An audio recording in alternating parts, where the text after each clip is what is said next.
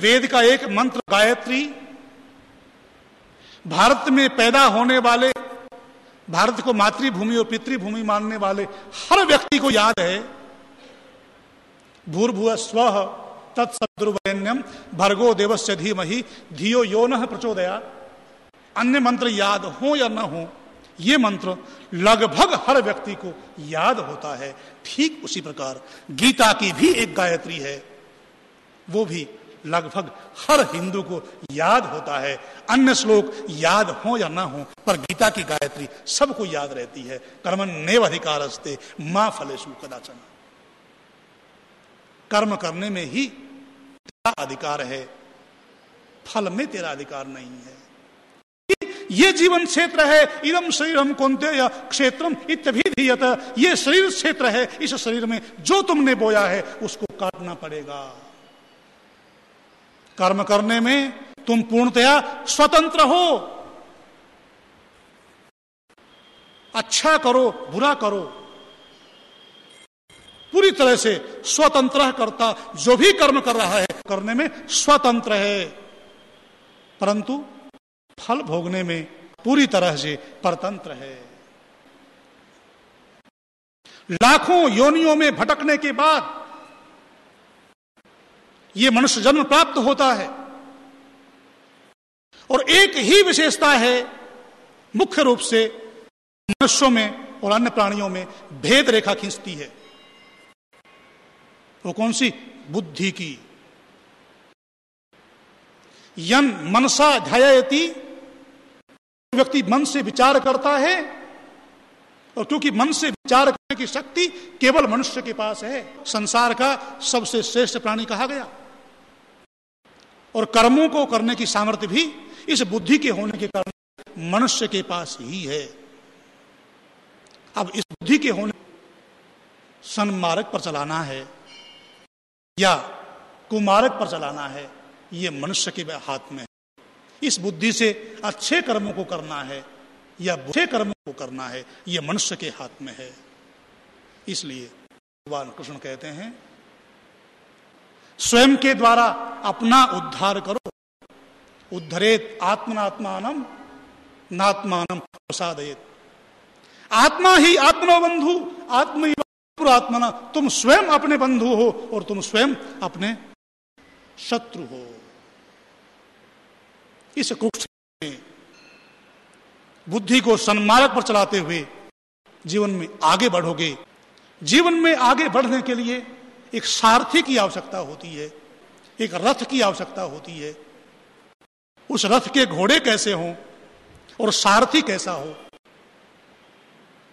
अर्जुन के घोड़े सफेद रंग के घोड़े थे। अर्जुन ने भगवान को सारथी बना लिया था।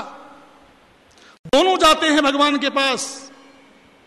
एक कह रहा है, भगवान आपके पास समय हो न हो, आप तो अपनी जो शस्त्र अस्त्र हैं आपके पास, आपकी चतुरंगिणी सेना है, उसको मेरे साथ भेज दो।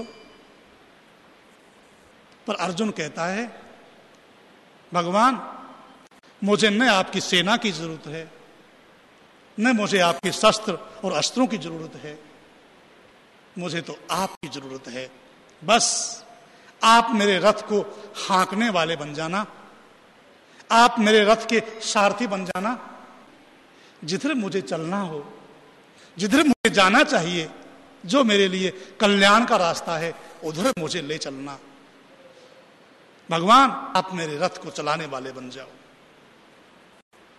जिसने धर्म रूपी भगवान को अपने रथ का सारथी बना लिया है अपने जीवन का, वो अपने जीवन में कभी भी विचलित नहीं होता, वो अपने जीवन में कभी भी कंपायमान नहीं होता, कभी भी अपने जीवन में हार नहीं मानता।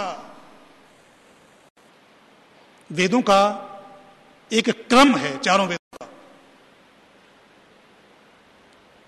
पहला ऋग्वेद है, दूसरा यजुर्वेद है, तीसरा सामवेद है और चौथा अथर्ववेद है। पहला ऋग्वेद क्यों है? अथर्ववेद पहले क्यों नहीं? या यजुर्वेद पहले क्यों नहीं? ऋग्वेद कहते हैं, ऋग माने ज्ञान, अर्थात जिससे ज्ञान प्राप्त होता है। प्रकृति से लेकर परमेश्वर पर्यंत पदार्थों का ज्ञान जिससे मिलता है उसे ऋग्वेद कहते हैं। देखो, वेद केवल हिंदुओं का ही ग्रंथ नहीं है और गीता का संदेश भी केवल हिंदुओं के लिए नहीं है। वेद और गीता सब के लिए है।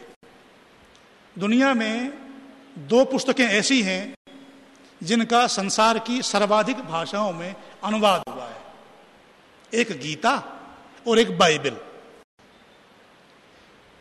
बाइबल के अधिकांश अनुवाद बाइबल को मानने वाले अनुयायियों ने ही किए हैं, परंतु गीता एक ऐसा ग्रंथ है जिसके अनुवाद हिंदुओं से बाहर के लोगों ने किए हैं, क्योंकि गीता में जो संदेश है वो शाश्वत संदेश है, वो संदेश वेद का संदेश है, वो संदेश हर समय रहने वाला संदेश है। जैसे सूर्य का प्रकाश सबके लिए है, किसी के साथ कोई पक्षपात नहीं करता। सूर्य का प्रकाश केवल भारत के लिए है क्या? केवल हिंदुओं के लिए है क्या? केवल इंदौर के लिए है क्या? जैसे सूर्य का प्रकाश सारे संसार के सब प्राणियों के लिए है, ऐसे ही गीता रूपी अमृत का ज्ञान सब संप्रदायों के सब व्यक्तियों के लिए है, सब मनुष्यों के कल्याण के लिए है, क्योंकि गीता वेद का पावन संदेश देती है। तो ऋग्वेद पहले क्यों?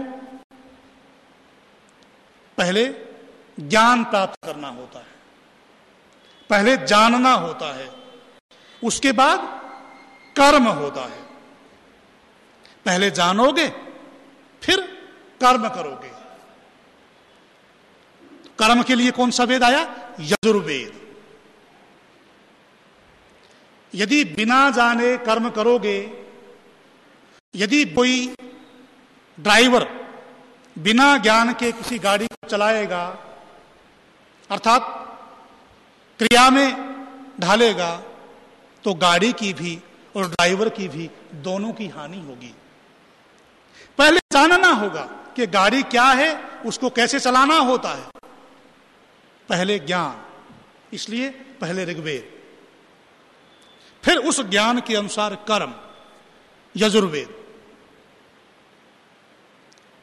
और उस ज्ञान के अनुसार कर्मों को करना शुरू कर दिया। जिसने तल्लीनता से कर्मों को करना आरंभ कर दिया, जिसका जीवन संगीत बन गया अपने कर्तव्यों का पालन करते हुए, जो अपने कर्तव्यों में ईमानदारी से तल्लीन होकर उनका निर्वहन कर रहा है, उसका जीवन संगीत बन जाता है और वो साम का उपासक बन जाता है। इसलिए तीसरा वेद सामवेद।